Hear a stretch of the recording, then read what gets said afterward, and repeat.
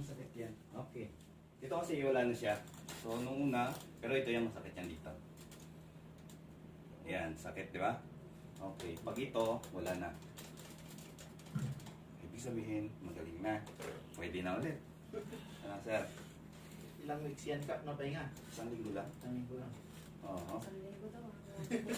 Ayun. Yun mo. Nunod lang ma'am, pag pumunta ng court. Oo. Kasama ko kasi siya dun sa palaro ni Doggy. Ah, kay Doggy. Ah, yung... Ito lang itong... Anak na nanay. Sayang, ano? Oo. Galing ako sa bahay ni Doggy noon pagkatapos ng laro.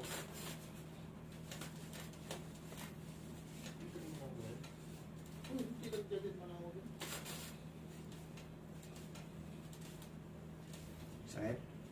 Wala na na.